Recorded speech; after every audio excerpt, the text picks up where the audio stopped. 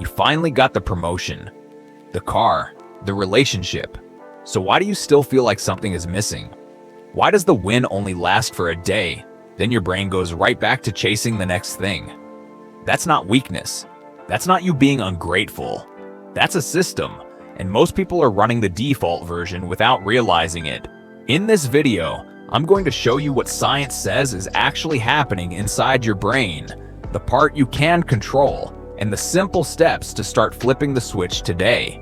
If you want more videos like this, hit like and subscribe, and stay with me because the last part is a 7-day challenge that makes it stick. Here's the problem. Most of us learn the same rule early. Get more and you will feel better. More upgrades, more applause, more proof. And for a moment, it works. Your brain lights up. You feel relief. You feel ahead. Then something weird happens. The feeling fades. Fast.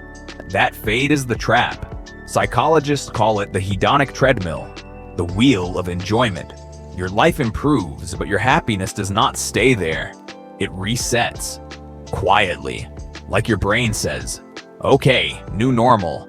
Think about the last thing you really wanted. The new phone, the raise, the new place.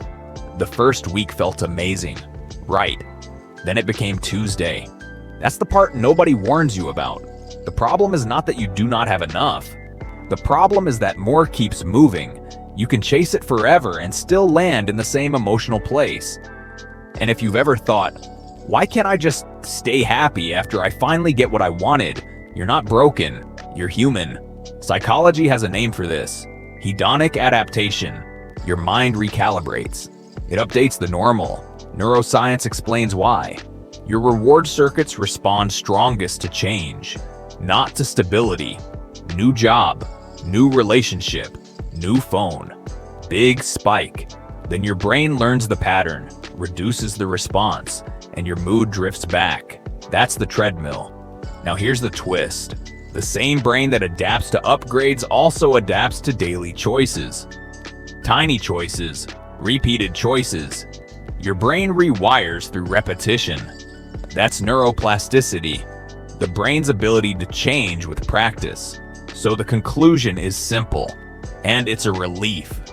Lasting happiness is less about chasing bigger rewards and more about training the system that generates your baseline. So what is that system made of?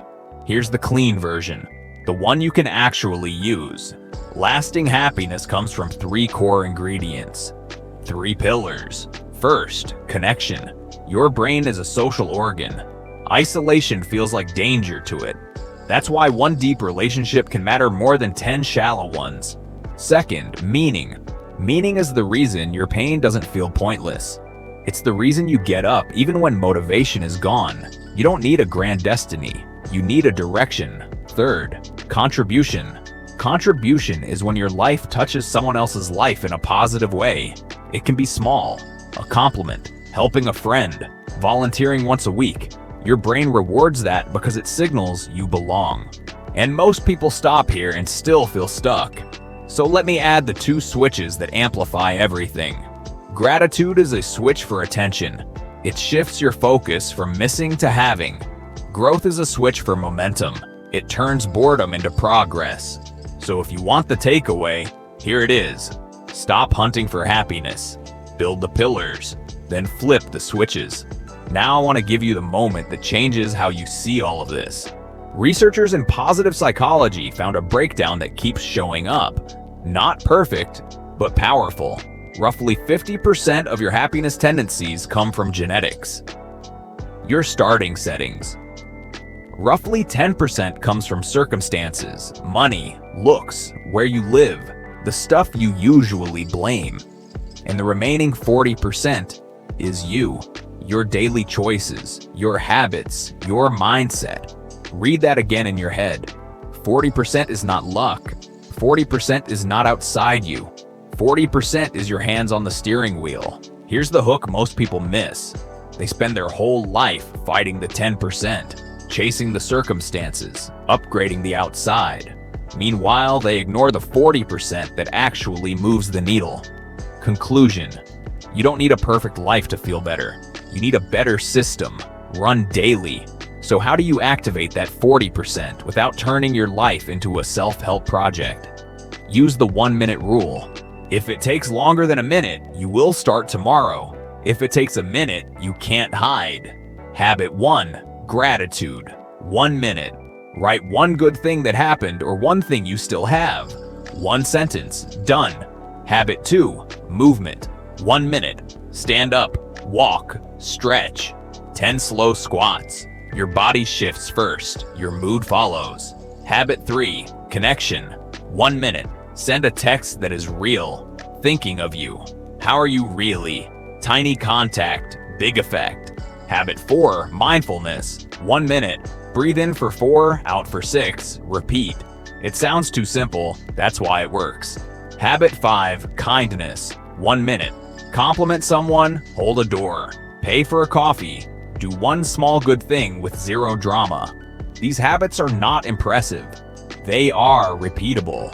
And repeatable is what rewires your baseline. Now here's why this still fails for a lot of people. Not because the habits don't work, because traps shut the system down. Trap 1 is comparison. You scroll and your brain starts keeping score.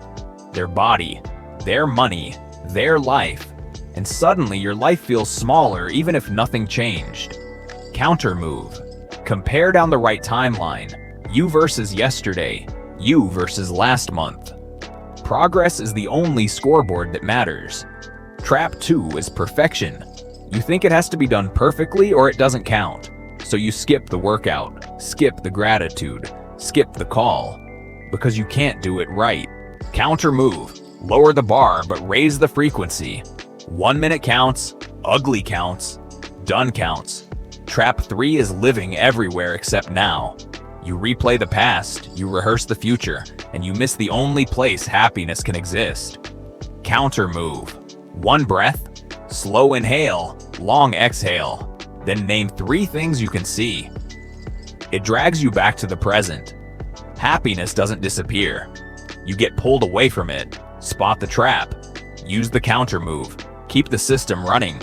Let me make this real with 2 people. Person A looks like the dream. Great job, great money, nice house. The kind of life people double tap. But their days feel tight. They wake up already behind.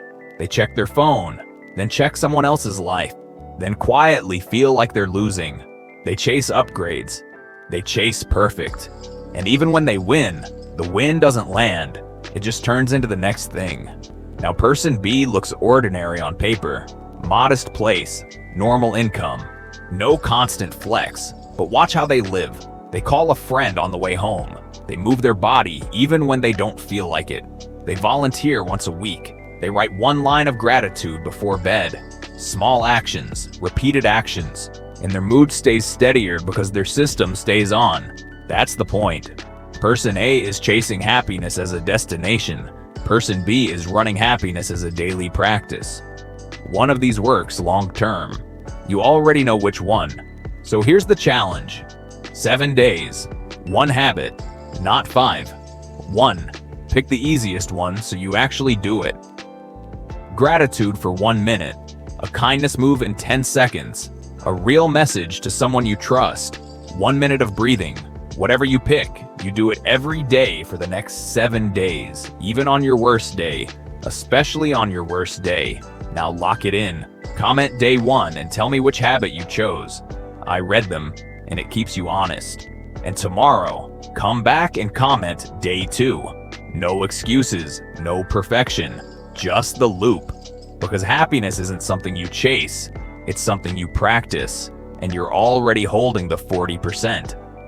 If you want the fastest way to make this easier, your next video is right here. How to rewire your brain in 5 minutes before your phone. Watch it next. Because the first 5 minutes of your day decide what your brain will crave for the next 12 hours.